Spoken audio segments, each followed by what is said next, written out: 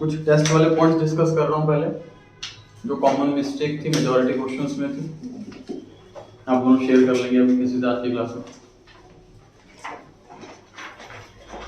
पहला क्वेश्चन था when is dividend received considered as operating activity. कई बच्चों ने लिख करके आया आंसर की ऑपरेटिंग एक्टिविटी नहीं है, कईयों ने लिखा कि ऑपरेटिंग एक्टिविटी में ऐड होता। अब क्वेश्चन की लैंग्वेज नहीं समझ पा रहे हैं। क्वेश्चन में ये बात ऑलरेडी लिखा है कि डिविडेंड रिसीव्ड ऑपरेटिंग एक्टिविटी है, आपको वो सिचुएशन बतानी है व्हेन, ऐसा कब होता। तो आंसर है जी जब फाइनेंसिंग कंपनी के अंदर डिविडेंड रिसीव होता तब ये ऑपरेटिंग एक्टिविटी होती है। ये आंसर लिख के आना था इसको। दूसरा जी इंटरेस्ट पेड में अभी भी कंफ्यूजन है।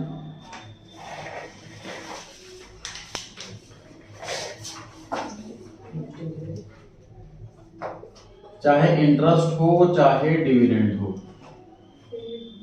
क्वेश्चन में या तो पेड होगा या रिसीव होगा। अगर पेड है तो और कुछ चेक मत करो और फाइनेंसिंग एक्टिविटी लिख दो, क्योंकि सर हम इंटरेस्ट पे करते हैं अपने लोन पर, हम डिविडेंड पे करते हैं अपनी खुद की कंपनी के शेयर्स पर।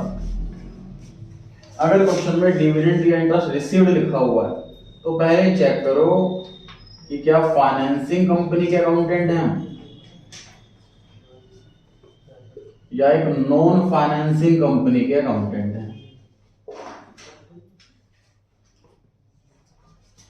अगर फाइनेंसिंग कंपनी के अकाउंटेंट हैं तो ये पैसा मिलना हमारी ऑपरेटिंग काम है, तो आंसर रहेगा operating activity. Non financing company के अकाउंटेंट है तो ये हमारा मेन काम नहीं है, फिर ये रहेगा इन्वेस्टिंग एक्टिविटी।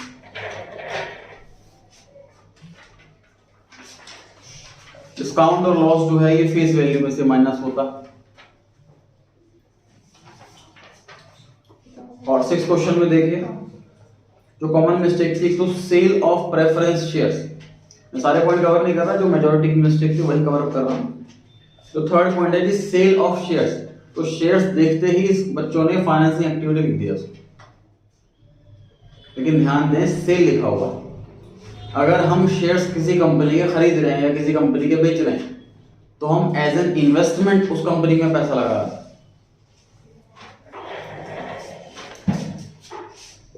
देखिए बैलेंस शीट में शेयर्स कहां आएंगे,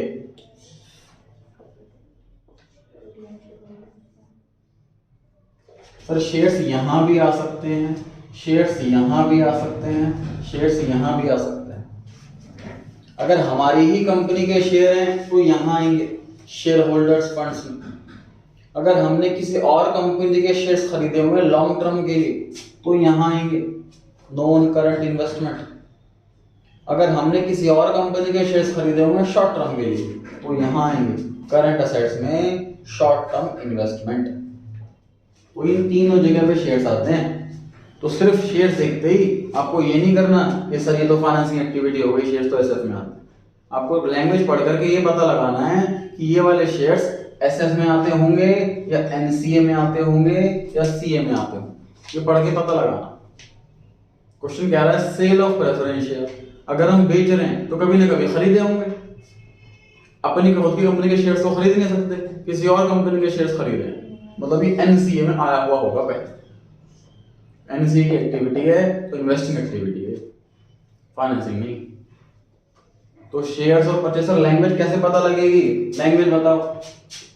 अपनी खुद की कंपनी के शेयर्स के लिए 2 टर्म इस्तेमाल होंगी, इशू और रिडेम्पशन। किसी और की कंपनी के शेयर्स के लिए परचेज एंड सेल।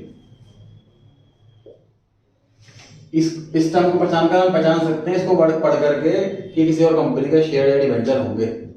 इस टर्म को पढ़ करके हम पहचान सकते हैं कि हमारे खुद की कंपनी के ही शेयर या डिवेंचर होंगे।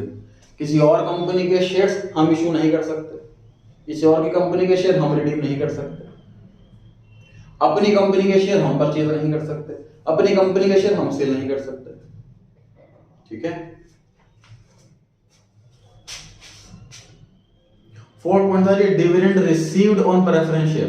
ये भी डिस्कस करा है मैंने कि डिविडेंड रिसीव्ड हो तो हमें चेक करना होता कि फाइनेंसिंग कंपनी है कि नॉन फाइनेंसिंग कंपनी। कुछ नहीं लिखा तो non financing company, investing activity. Fifth point, ये परचेज ऑफ मार्केटेबल सिक्योरिटीज, ये इधर आता, कैश एंड कैश इक्विवेलेंट, ना इन्वेस्टिंग ना फाइनेंसिंग ना ऑपरेटिंग, ये कैश एंड कैश इक्विवेलेंट का पार्ट है। दूसरा, इनडायरेक्ट मेथड की वजह से बहुत स्टूडेंट्स को कंफ्यूजन रहती है, जैसे कि डेप्रिसिएशन है, कई बच्चों ने लिखा ऑपरेटिंग एक्टिविटी, जब मैंने कट करके उनको बताया गलत है तो उन्होंने ये कहा कि सर आप भी तो ऑपरेटिंग में ऐड कराते हो उसको, तो ये तो ऑपरेटिंग एक्टिविटी हुआ। याद कीजिए, ऑपरेटिंग एक्टिविटी में जो इनडायरेक्ट मेथड हम फॉलो करते हैं उसमें हम वही आइटम लिखते हैं जो ऑपरेटिंग नहीं है। तो डेफिनेशन पूछा जाए कौन सी एक्टिविटी होती है तो आपको बोलना है सर नॉन कैश, कोई भी एक्टिविटी नहीं होती। Calls in advance, calls in arrears, इस पे जो भी इंटरेस्ट होगा वो फाइनेंसिंग एक्टिविटी होगा रिलेटेड टू शेयर्स, और शेयर्स हमारी कंपनी के, ठीक है।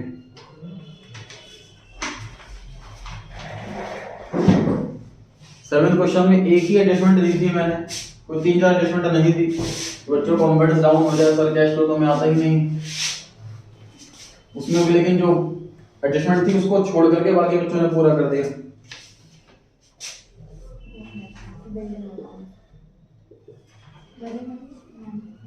जिस चीज की 3 आपको इंफॉर्मेशन दी जाए उसका अकाउंट जरूर बनाना, एटलीस्ट 3। बिल्डिंग का बताइए ओपनिंग बैलेंस कितना, 2 बैलेंस बीडी।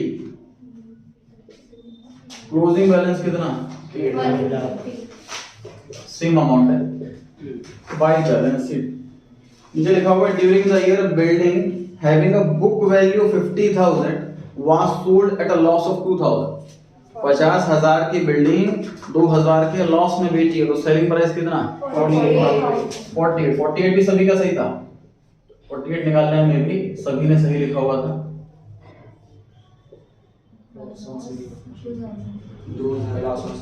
बिल्कुल सही है, लॉस में से 2,000, इसमें से 50,000 की मशीन बिक गई, 50,000 से हटा दिए, तो टोटल 50,000 रुपए आ रहा है। अगले लिखता है building was purchase for 54,000 to bank account bracket to purchase. ये जो ब्रैकेट में लिखते हैं ना, ये हमेशा ऑप्शनल रहता है, ये हमारी खुद की इंफॉर्मेशन के लिए होता है। ब्रैकेट की इंफॉर्मेशन लिखने के ना को आपको मार्क्स मिलेंगे ना मार्क्स कटेंगे। 54,000 अब आपको टोटल करना था 2,04,000।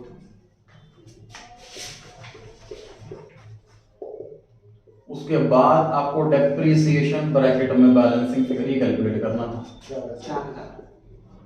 ये ऑपरेटिंग में ऐड होगा, तो ये मेजॉरिटी बच्चों का जो था वो मिसिंग था, जो घटे हैं मार्क्स वो यहाँ घटे हैं मेजॉरिटी बच्चों। उसके अलावा ऑलमोस्ट पूरा क्वेश्चन सही कर रखा था। दूसरा एक पॉइंट था पेटेंट्स।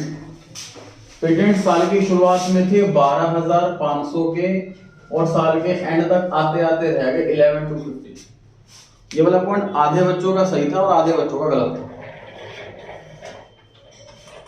कोई भी एसेट बढ़ती है तो उसके पीछे सिर्फ एक ही रीजन हो सकता है, परचेज। लेकिन कोई भी एसेट अगर घटती है तो उसके पीछे 2 रीजन हो सकते हैं, डेप्रिसिएशन और सेल।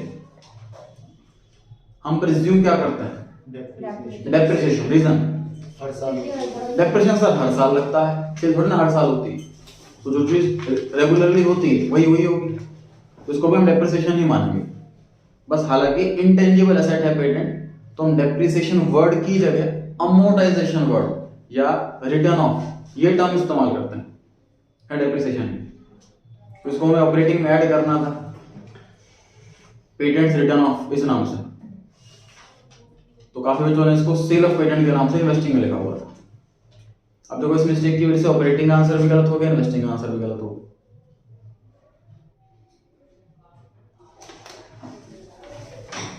क्लियर हो गया जी पॉइंट? वापस आगे चैप्टर पे।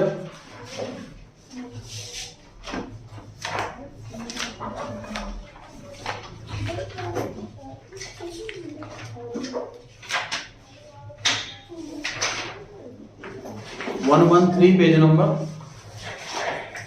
आपके साथ लगा लें उनके।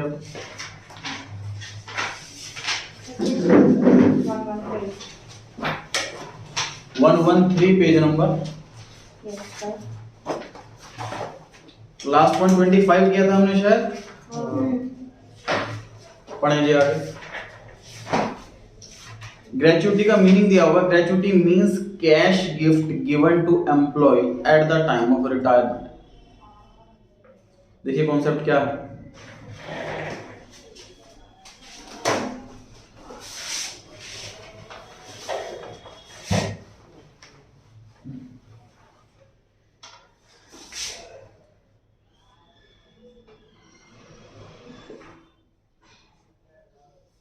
ग्रेचुइटी का वर्ड बना है वर्ड ग्रेशियस से, ग्रेशियस से वर्ड बना है गिफ्ट। जब एक पर्सन एज एन एम्प्लॉय कोई कंपनी ज्वाइन करता है, 30 साल 40 साल वहां पर काम करता है, फिर वहां से रिटायरमेंट लेता है, तो बॉस जो है वो उसको कुछ गिफ्ट देता है। मतलब वो अलग जो पेंशन का पैसा होता है वो अलग, जो रिटायरमेंट पे जो पैसा मिलता है वो अलग, उसकी बात नहीं कर रहे हैं, अलग से कुछ गिफ्ट देता है, cash gift. Suppose 2 lakh 1 lakh ऐसा कुछ। तो पहले ये ट्रेंड था कि ऐसा दिया जाता था। अब क्या हो गया, अब ये लॉ बन गया। पढ़ेंगे आप ग्रेजुएशन फर्स्ट ईयर के अंदर, बिजनेस लॉ सब्जेक्ट है, उसके अंदर ग्रेचुइटी एक्ट नाम से चैप्टर है कि इतना कंपलसरी बना दिया गया है, आधे महीने की salary multiply by number of years worked. मान लीजिए मैंने 20 साल काम किया और मेरी 50,000 रुपये सैलरी, तो आधे महीने की सैलरी होगी 25,000। 25,000 मल्टीप्लाई बाय 20 साल काम करा, इतना अमाउंट मुझे एज अ ग्रेचुइटी मिलेगा। कुछ इसमें लिमिट भी होती है, एक्सेप्शन भी होती है कि मैक्सिमम इतना ही मिलेगा। ये खैर लॉ का पार्ट है, अकाउंट्स का पार्ट नहीं। ग्रेचुइटी में जब एम्प्लॉय रिटायर होगा तब उसको पैसा दिया जाएगा। तो सर जब रिटायर होगा तब दिया जाएगा, अभी से अकाउंटिंग क्यों कर रहे हैं? तो देखिए ऐसा भी तो होगा जो कुछ एम्प्लॉय 20-25 साल पहले से काम कर रहे हैं। मतलब सोच के देखो कि शायद लगभग हर साल ग्रेचुइटी का पैसा दिया जाता होगा। सोच के देखो, तो किसी एम्प्लॉय ने 30 साल पहले ज्वाइन किया होगा, उसको आज मिलेगा। किसी ने 29 ईयर्स पहले ज्वाइन किया होगा, उसको अगले साल मिलेगा। तो लगभग हर साल मिलेगा। हो सकता किसी साल ना मिले, हो सकता किसी साल 3-4 बार पे करना पड़ेगा। अब सोचिए ये कैश एक्टिविटी है कि नहीं है? सर पैसा जा रहा है इसके अंदर, एम्प्लॉय को पैसा दे रहे हैं, तो ये कैश एक्टिविटी तो है। ऑपरेटिंग इन्वेस्टिंग फाइनेंसिंग में से क्या होगा बताइए? ऑपरेटिंग होगा, क्योंकि सर एनसीए से कोई लिंक नहीं है इसका, एसएफ और एनसीएल से कोई लिंक नहीं है इसका। ठीक है, ऑपरेटिंग एक्टिविटी होगा। चलिए पढ़ते हैं 26 point. Gratuity paid to a retiring employ is an operating activity. True हो गई ये बात? रिटायरिंग वर्ड नहीं भी लिखा होता तो भी यही मानते, क्योंकि ग्रेचुइटी रिटायरिंग एम्प्लॉय को ही दी जाती है। 27 पे आ गई जी। Income tax paid is always shown as operating. तो बताया था मैंने अभी भी कि सर ऑलवेज वर्ड जो है वो उसको बना रहा है false. Always income tax operating है, ट्रू। ऑलवेज ऑपरेटिंग है, ये फॉल्स हो गया, क्योंकि इसमें इन्वेस्टिंग फाइनेंसिंग भी हो सकता है। एक्सेप्शनल केसेस हैं, एक्सेप्शनल केसेस। सर आपने तो कहा था हमारे कोर्स में तो यस सर। क्या चीज? हमारे कोर्स में वो नहीं देखो इसमें ना, जैसे ऑलवेज वर्ड ना, ये चीज जैसे मान लो क्वेश्चन कहता है इनकम टैक्स पेड, ये ऑपरेटिंग एक्टिविटी है, तो उसको हम ट्रू बोलेंगे, income tax paid operating. Always word ये ना बाकी एक्सेप्शंस को भी कवर करके चल रहा है। ऑलवेज वर्ड इनकम टैक्स हमेशा ऑपरेटिंग ही होगा, कोई सिचुएशन नहीं हो सकती कि ऑपरेटिंग ना हो। ये लैंग्वेज ये इंडिकेट कर रही है। ठीक है सर, लेकिन कोर्स में तो हमारे सिर्फ ऑपरेटिंग तक ही है इनकम टैक्स। लेकिन 21 में भी है एक्सेप्शंस जो होती है ना वो ऑलवेज में बताया मैंने। तो 21 में क्या आंसर था? Income tax paid can never be shown as investing और फाइनेंसिंग। ट्रू। सर ये टेस्ट में दे रहा आपने क्वेश्चन तो? हाँ टेस्ट में था क्वेश्चन ये वाला। हाँ तो ट्रू ही था उसका तो। फॉल्स। ट्रू था। ऑलवेज वर्ड लिखा हुआ था टेस्ट में।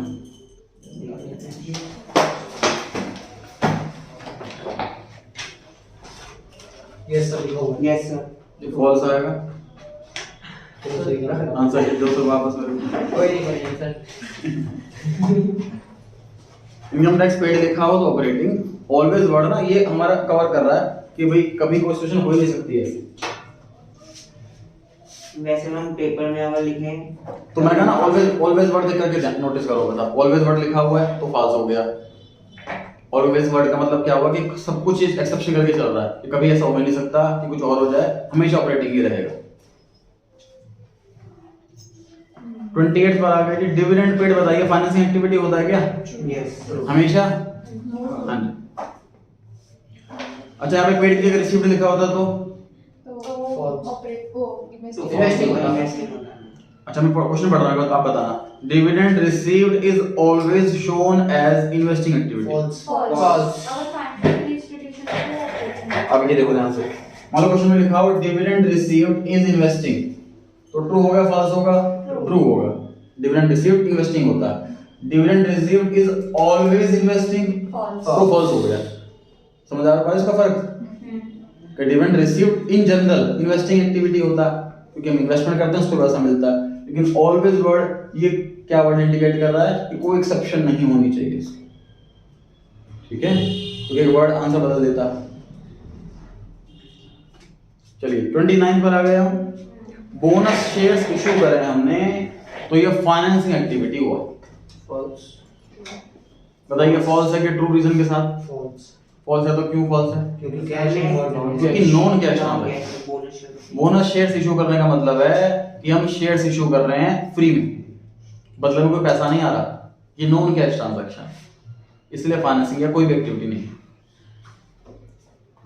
इसे ऑपरेटिंग में ऐड करते हैं कि लेस करते हैं? कुछ भी नहीं। कुछ नहीं करते सर, क्योंकि एक्सपेंस या इनकम है ही नहीं, ये पीएनएल में आता ही नहीं। 29 issue of 30 point debentures issued for consideration other than cash is shown as inflow under financing activity. False inflow की जगह आउटफ्लो होना चाहिए Upload. ना लाइक नहीं। Non cash transaction. Non cash क्यों है? डिवेंचर इशू कर रहे हैं क्वेश्चन खुद ही कह रहा है other than cash. Debenture issue करे, बदले में पैसा नहीं लिया, कोई एसेट लिए, तो इस क्वेश्चन में ना तो पैसा आ रहा है ना पैसा जा रहा है, तो नॉन कैश ट्रांजैक्शन, तो फाइनेंस एक्टिविटी में नहीं आता, ना इनफ्लो ना outflow. 31 depreciation and amortization are added to net profit before tax and extraordinary items, they being non cash expense। True सही है, ट्रू। सो क्वेश्चन 31 है, आंसर 32 का। दे रहे हैं अच्छा चलिए फिर नेक्स्ट पर आ गए।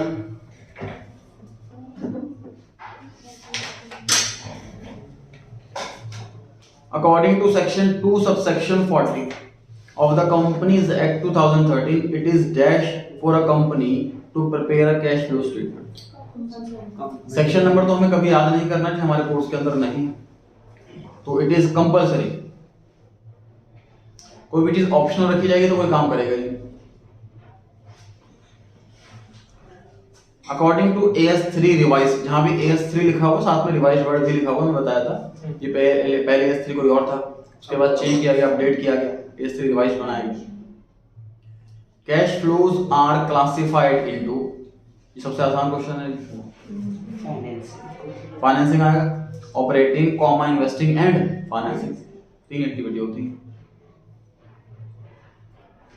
अब इसमें एग्जाम में जैसे ब्लैंक कहीं भी आ सकता है, ऑपरेटिंग वाला ब्लैंक कर दिया, इन्वेस्टिंग फाइनेंसिंग लिख दिया क्वेश्चन के अंदर, या इन्वेस्टिंग वाला ब्लैंक कर दिया। Third point, purchase of fixed assets for cash is an example of cash flow from investing activities, क्योंकि द फिक्स्ड एसेट जो है वो NCA नॉन करंट एसेट्स के अंदर आता है, correct. Fourth point, principal revenue producing activities कौन सी होती हैं? ऑपरेटिंग। प्रिंसिपल मतलब जो मेन काम कर रहे हैं, रेवेन्यू प्रोड्यूस करने का, इनकम बनाने का जो मेन काम कर रहे हैं, तो ऑपरेटिंग एक्टिविटी होती है। अच्छा क्वेश्चन नंबर जो 3 है कि परचेज ऑफ फिक्स्ड एसेट्स में परचेज की जगह सेल होता तो इन्वेस्टिंग ले रहता। Fifth point, cash flow statement based on AS3 should be prepared under dash method। Method सिर्फ एक ही है हमारे कोर्स के अंदर sir, indirect method. Total 2 method होते हैं हमारे कोर्स में, सिर्फ एक है इनडायरेक्ट मेथड। ग्रेजुएशन में दोनों है, direct indirect. Sixth question, taxes paid on profit should be shown separately as cash flow from operating activity. Sir tax जो पे करते हैं उसको इनकम टैक्स बोलते हैं और ये ऑपरेटिंग एक्टिविटी में शो होता है अलग से। इनकम टैक्स लेस करने से पहले जो आंसर होता है उसे क्या नाम देते हैं? Cash generated from operations. Tax पर लेस करते हैं अलग से, फिर आंसर आता है ऑपरेटिंग का। 7th question, dash activities are the activities that result in changes in the size and composition of capital and borrowings। Financing. ये दो वर्ड में मुझे फर्क बताओ, साइज एंड कॉम्पोजिशन। ये साइज में चेंज या कॉम्पोजिशन में चेंज, ये साइज वर्ड क्या रेलेवेंस दिखा रहा है और कॉम्पोजिशन क्या रेलेवेंस दिखा रहा है? साइज में तो उसका अमाउंट चेंज होता है और कॉम्पोजिशन बताइए। मतलब सिर्फ साइज चेंज में क्या होगा और सिर्फ कंपोजिशन चेंज में क्या होगा? सोचिए। कंपोजिशन शायद उसका नेचर। सर बैलेंस शीट के अमाउंट्स चेंज हो जाएंगे दोनों साइड। बैलेंस शीट में दोनों साइड चेंज हो जाएंगे अमाउंट्स में। नहीं, देखो हम फाइनेंसिंग एक्टिविटी की बात कर रहे हैं तो हम सिर्फ एसएफ और एनसीएल की बात कर रहे हैं। एसेट साइड में तो हम झांक ही रहे।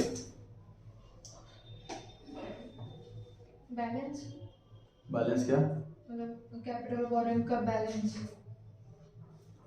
में चेंज। तो दोनों टोटल बढ़ जाएं हाँ। तो साइज में हो गया, ये साइज बड़ा हो गया। भाई एसएफ और एनसीएल का अमाउंट अगर बढ़ जाता है, फॉर एग्जांपल नए शेयर्स इशू कर दिए या नए डिबेंचर्स इशू कर दिए तो कंपनी का साइज बढ़ गया, वो तो चेंज इन साइज आ गया। या रिडीम कर दिए तो साइज रिड्यूस हो गया। साइज तो क्लियर है कि अगर अमाउंट बढ़ता है तो कंपनी का साइज बढ़ जाता है, अमाउंट घटता है तो कंपनी का साइज घट जाता है। कॉम्पोजिशन में क्या?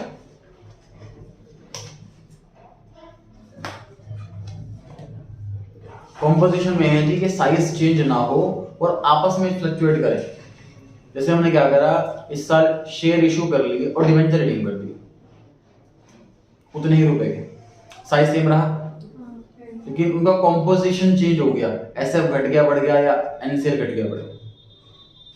ठीक है, कॉम्पोजिशन में उनका मतलब आपस में जो उनका जो रेशियो थी उनके आपस में वो चेंज हो रही है, साइज वही, तो वो भी फाइनेंसिंग एक्टिविटी है। ठीक है, तो साइज में चेंज हो तो भी फाइनेंसिंग एक्टिविटी है, कॉम्पोजिशन में चेंज हो तो भी फाइनेंसिंग एक्टिविटी है। आगे बढ़ते हैं जी। Investment in money market instrument. Money market instrument किसे कहते हैं? शॉर्ट टर्म के लिए शेयर्स खरीद लेना। मतलब जो मार्केट में समझ लो ये हमने मनी ही लगा रहे हैं अपनी हम, और वो इजीली एक्सेसिबल है, इजीली लिक्विडिटी की फॉर्म में है, जब मर्जी इसको बेच सकते हैं, तो is included in cash and cash equivalent. Money market instrument तो वही होते हैं ना, कैश टेबल। हाँ बिल्कुल सही है, बिल्कुल Commercial सही, paper। जब मर्जी पैसे निकाल सकते हैं इसमें से, बिल्कुल सही। Point number 9, goodwill amortized is the dash the profit made during the year for calculating the cash flow from operating activity. बताइए। Added. Is added to the, added to है ना, ये वर्ड आएगा ना।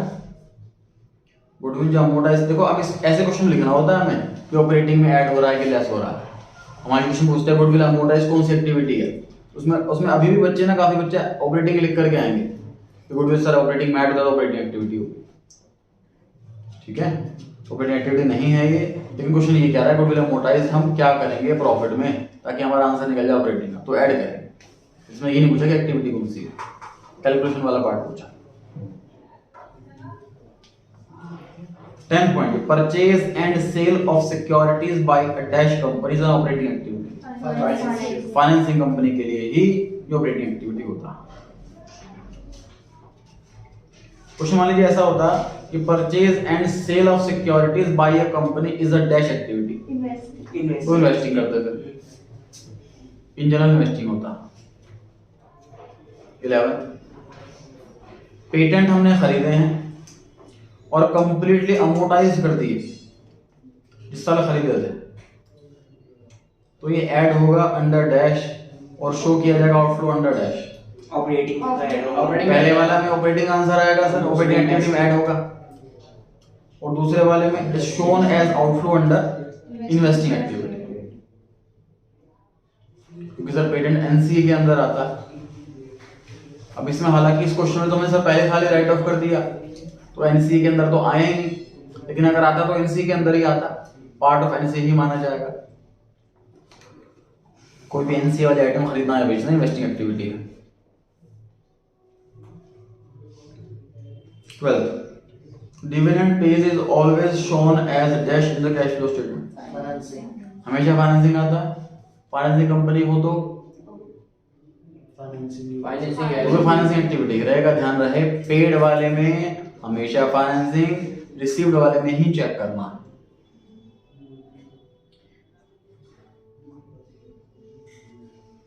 Short term deposits are shown as financing. Cash cash and cash equivalent.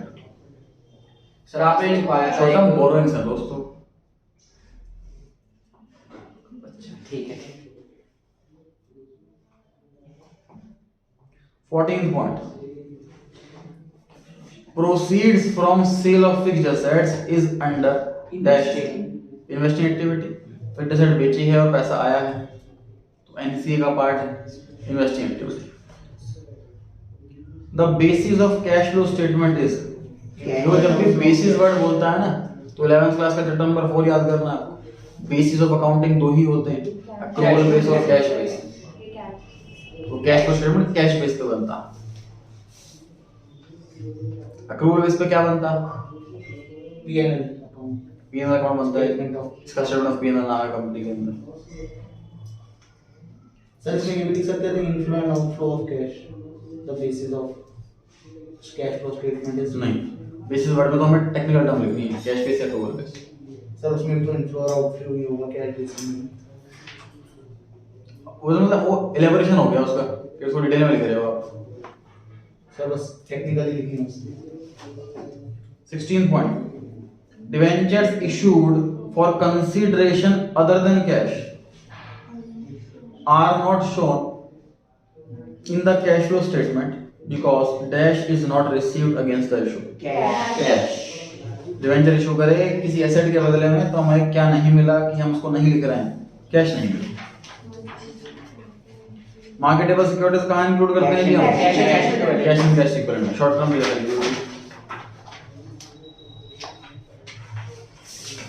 Current investment कहां show करते हैं, again cash and cash equivalent में शो करते हैं ना, मतलब ना ऑपरेटिंग इन्वेस्टिंग ना financing. 19th point, buyback of own share is shown as outflow in financing activity as, देखिए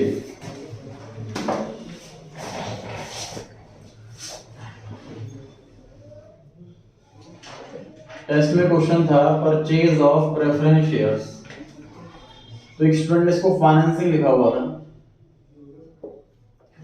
तो मैंने इसे कहा कि नहीं ये तो इन्वेस्टिंग में आएगा क्योंकि किसी और कंपनी के शेयर्स खरीदे। तो उसने रिप्लाई ये करा कि सर हो सकता है खुद की कंपनी के शेयर्स खरीदे हो। मैंने कहा खुद की कंपनी के शेयर्स नहीं खरीदते। उसने कहा सर आप ही ने पढ़ाया था बायबैक ऑफ शेयर्स वाला कॉन्सेप्ट, उसमें खुद की ही कंपनी के शेयर्स खरीदते हैं, तो ये वो हो सकता है। तो देखिए खुद की कंपनी के शेयर जब खरीदे जाते हैं तो उसे तुरंत कैंसिल कर दिया जाता है, उसे बायबैक वाला कॉन्सेप्ट कहते हैं। हमने शेयर्स खरीदे अपनी कंपनी के और तुरंत कैंसिल कर दिए। उसके पीछे पूरी स्टोरी थी कि कंपनी के पास एक्सेस कैश है, इन्वेस्टमेंट की अपॉर्चुनिटीज नहीं है, शेयर होल्डर्स बहुत ज़्यादा हैं, तो हमें नंबर ऑफ शेयर होल्डर्स कम करना है ताकि जो प्रॉफिट बटे वो कम लोगों में बटे तो पर हेड ज़्यादा मिले। तो जब भी परचेज ऑफ प्रेफरेंस शेयर्स लिखा हुआ है, ये मेंशन नहीं है हमारी कंपनी का या किसी और की कंपनी का, तो again what will be presume, जो इन जनरल होता है कि बायबैक करना बहुत रेयरेस्ट होता है। बायबैक का चैप्टर है ग्रेजुएशन सेकेंड ईयर में, उसमें थ्योरी में पढ़ेंगे हम, टोटल 7 कंडीशन होती हैं, वो 7 कंडीशन पूरी होगी तो हम बायबैक कर सकते हैं। तो बहुत एक्सेप्शनल सिचुएशन है बायबैक करना। बायबैक करने से पता देखो नेगेटिव चीज क्या होती है, जैसे कंपनी को लोन लेना है, यहाँ पे देखो एक कंपनी के पास मान लीजिए शेयर्स हैं 1 करोड़ रुपए के, और कंपनी लोन मांग रही है बैंक से 2 करोड़ का। बैंक से उसको लोन नहीं मिल रहा, यदि आपकी कंपनी है 1 करोड़ रुपए की, 2 करोड़ लोन कैसे देते हैं? कंपनी वालों ने क्या करा कि 5 करोड़ के शेयर्स इशू करे, उसके बाद लोन मांगने के लिए गए, बैंक वालों को दिखाया कि 6 करोड़ की तो हमारी कैपिटल लगी हुई है, 2 करोड़ का लोन चाहिए, बस लोन पास हो गया। अब जैसे लोन मिला तो कंपनी वालों ने बायबैक कर लिए, शेयर्स कम कर लिए, तो चीटिंग नहीं हो गई? ठीक है कि नहीं? इसलिए बायबैक को इतना इजी नहीं रखा हुआ है, बहुत लोगों को बहुत इसमें घपला हो सकता है, मेजरमेंट हो सकती है, इसलिए बहुत लंबा प्रोसीजर है इसका, बहुत कंडीशन है इसकी, इसलिए कभी भी बायबैक प्रिज्यूम नहीं करते, बहुत रेयरेस्ट सिचुएशन होती है। तो जब भी शेयर्स खरीदे हैं ऐसा लिखा हुआ है तो वी हैव टू प्रिज्यूम कि किसी और कंपनी के ही खरीदे, ठीक है? तो इसमें लिखा हुआ है कि बायबैक करें हमने खुद के शेयर। क्वेश्चन ये भी कह रहा है कि ये फाइनेंसिंग एक्टिविटी है, क्वेश्चन ये भी कह रहा है कि ये आउटफ्लो है, तो कह रहा है फाइनेंसिंग एक्टिविटीज को कैसे दिखाएं? तो as an extraordinary item. Theoretical है क्योंकि मेरे क्वेश्चन हमारे कोर्स के अंदर नहीं है, मैंने बताया 12th में नहीं है, ग्रेजुएशन में है। As an extraordinary item ये लिख करके आना इसका आंसर। 20 share issue expenses paid are shown as outflow under financing. Share issue कर रहे हैं तो एसएफ में आते हैं, तो रिलेटेड टू एसएफ कोई सा भी कैश इनफ्लो आउटफ्लो फाइनेंसिंग में आता है। 21 पॉइंट टेस्ट में था, डिस्काउंट या loss is shown by way of deduction from face value of the debenture.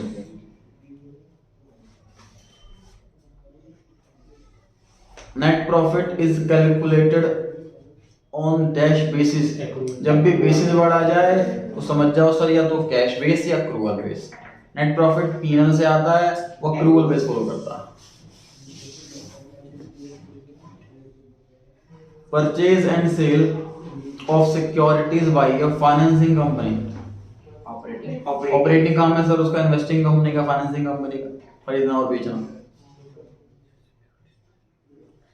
यहाँ पे फाइनेंसिंग कंपनी नहीं लिखा होता तो इन्वेस्टिंग आता है। 24 पॉइंट वही इन्वेस्टिंग कि परचेज करी हमने सिक्योरिटीज और नॉन फाइनेंसिंग कंपनी है, तो मतलब मेन काम नहीं है ये काम करना, तो इन्वेस्टिंग एक्टिविटी हो गया। 25 पर आ गए जो cash flow statement is to be prepared as per AS 3 revise. सिर्फ 3 लिख करके हम बताना, एग्जाम में पूरा लिख करके आना S 3 revise.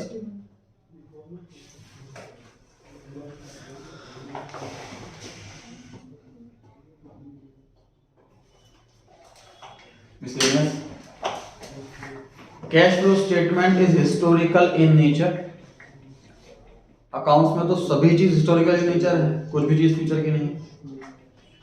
Cash budget is based on future estimates।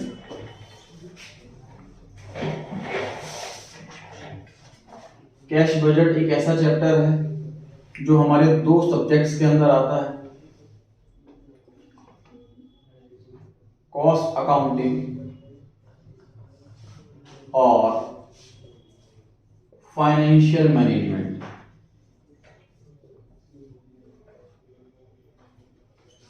Cost accounting और financial management, 3rd semester 4th semester.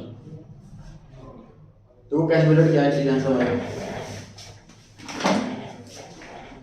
एक फॉर्म में जैसे मैंने बताया था पहले भी कि जो कैश है, मैंने बताया था करंट रेशियो के टाइम, लिक्विड रेशियो के टाइम में, लिक्विड रेशियो 1:1 है, वो आइडियल रेशियो है। मतलब जितनी हमारी करंट लायबिलिटीज है उतनी ही लिक्विड एसेट है, तो हम सही है, बढ़िया काम चल रही है कंपनी। लेकिन किसी कंपनी में अगर कैश ज्यादा है, मतलब लिक्विड रेशियो 1:1 की जगह 1.5:1 आ रही है, करंट लायबिलिटी 1 लाख और लिक्विड एसेट 1.5 लाख, तो कंपनी बेटर है कि बेटर नहीं है, बताइए। नहीं है बेटर, रीजन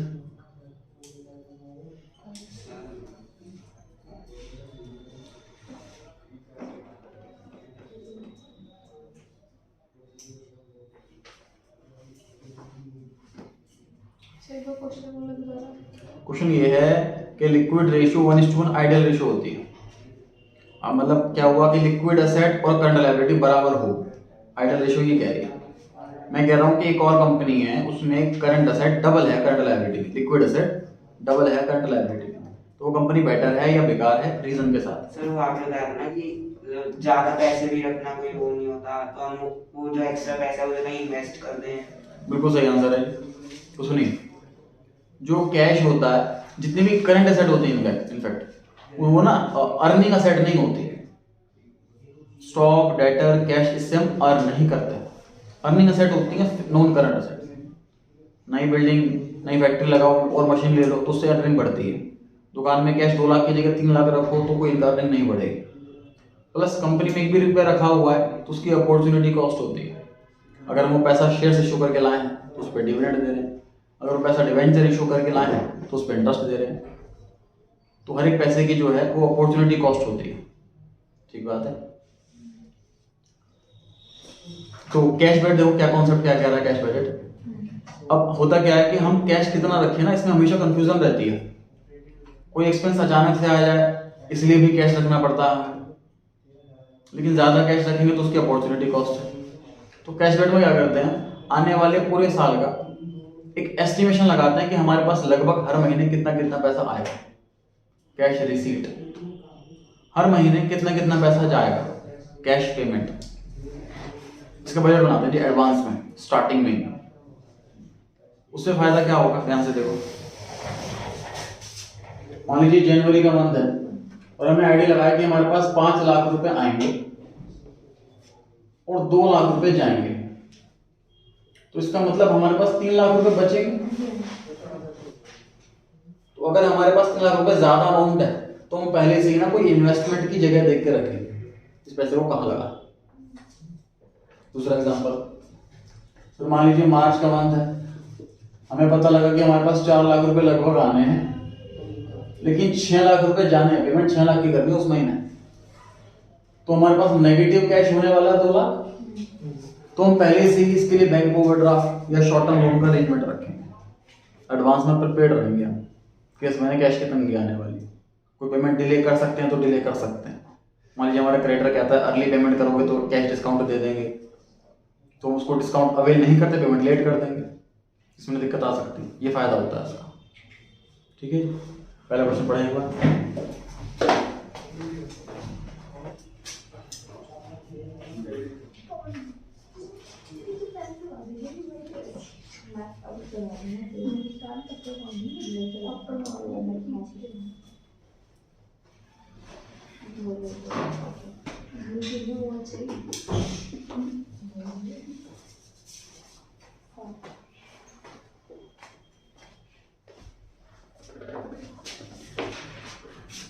तो लिखा हुआ कैश बजट के अंदर ब्रैकेट में लिखा है will study in financial management subject in graduation. Cash flow statement and cash budget are synonym terms.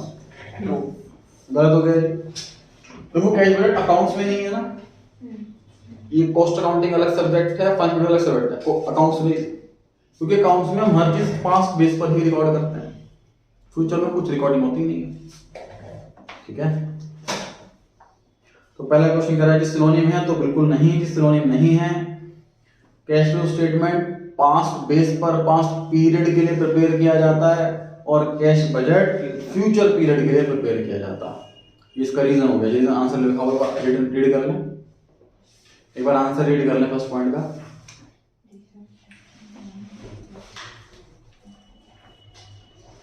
Second point, correct the statement discount received on making the payment to credit suppliers results in no flow of cash। इसमें लगता है कि sir payment तो हो रही है तो ये नो फ्लो क्यों क्या रहा है, तो आउटफ्लो होना चाहिए। लेकिन इसमें जो एम्फेसिस है वो डिस्काउंट पर है, पेमेंट पर नहीं। ये चीज समझने वाली बात है कि डिस्काउंट जो मिल रहा है वो नो फ्लो है, ये बात तो सही है। पेमेंट कर रहे हैं वो कैश आउटफ्लो है, लेकिन डिस्काउंट तो नो फ्लो है। क्वेश्चन डिस्काउंट के लिए पूछ रहा, नो फ्लो, करेक्ट हो गया, द स्टेटमेंट इज करेक्ट, ये आंसर हो गया।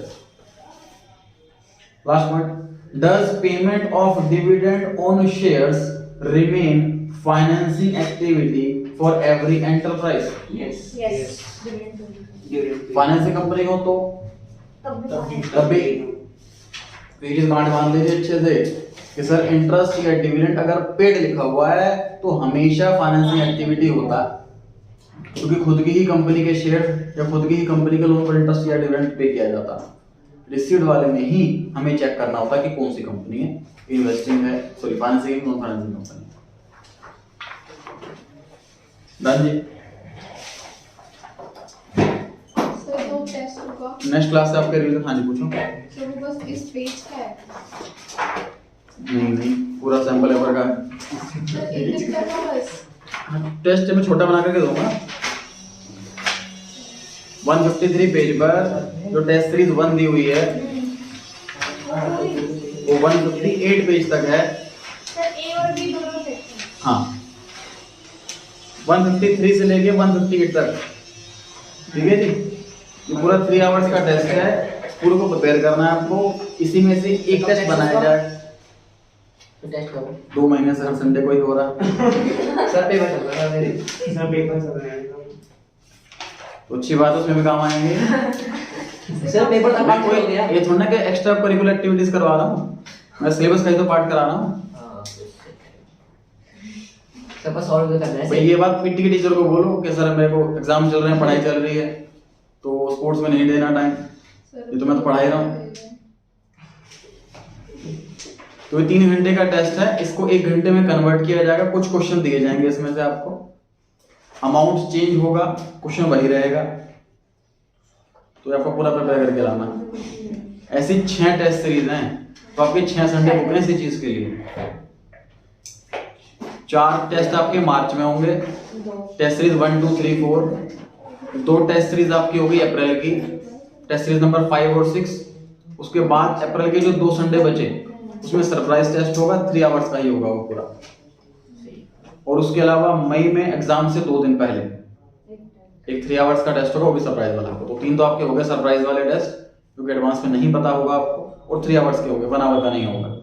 ये जो 6 टेस्ट होंगे ये 1 आवर के होंगे, और ये पहले से पता होंगे आपको। और उसके बाद से सैंपल और हाँ जी 9 से 10 आपका टेस्ट है, उसके बाद 10 से 12 आपको यहीं बैठ करके प्रैक्टिस करनी है सैम्पल पेपर के। सैम्पल पेपर आपको यहीं से दिए जाएंगे और वो आपको प्रैक्टिस करनी है। जो क्वेश्चन नहीं हो पा रहा उसका डाउट पूछते रहेंगे। मैं यहीं भी अवेलेबल रहूंगा 3 घंटे के लिए, टेस्ट भी और टेस्ट के बाद भी अवेलेबल रहूंगा मैं। खुद प्रैक्टिस करनी है। मेरा ऑब्जेक्टिव देखो क्या है कि 6 सैम्पल पेपर आपको ये तैयार करवा दिए, 3 आपकी मैं 3 घंटे के टेस्ट लूंगा, वो प्रिपेयर हो गए। उसके अलावा हर संडे को यहाँ बैठा कर मैं आपको एक सैम्पल पेपर करवाऊंगा, 8 संडे, तो 8 सैम्पल पेपर आपके वो तैयार करवा दिए। तो कम से कम 15-20 सैम्पल पेपर आप बोर्ड के पेपर से पहले खुद करके जाओगे तो बहुत अच्छा कॉन्फिडेंस रहेगा 3 आवर्स में। क्योंकि जब हम चैप्टर के क्वेश्चन सॉल्व करते हैं ना किसी पर्टिकुलर चैप्टर के, तो वो इजीली हो जाते हैं, क्योंकि उस चैप्टर के फ्लो में होते हैं। मान लो कैश फ्लो पढ़ रहे हो, उसके क्वेश्चन कर रहे हो 10-15, तो 8 हो गए तो 2 भी हो ही जाएंगे। लेकिन जब 3 आवर्स का पेपर होता तो क्वेश्चन 1 किसी और चैप्टर से, क्वेश्चन 2 किसी और चैप्टर से, क्वेश्चन 3 किसी और चैप्टर से, तो तब कर पाना भी थोड़ा सा चैलेंज हो जाता है, थोड़ा सा डिफिकल्ट हो जाता है। प्लस कोई चैप्टर हमने अप्रैल में पढ़ा था, कोई चैप्टर जून में पढ़ा था, ध्यान नहीं है कैसे क्या करते थे, तो ये सब चीज़ रिवाइज भी हो जाएगी इस बहाने से। और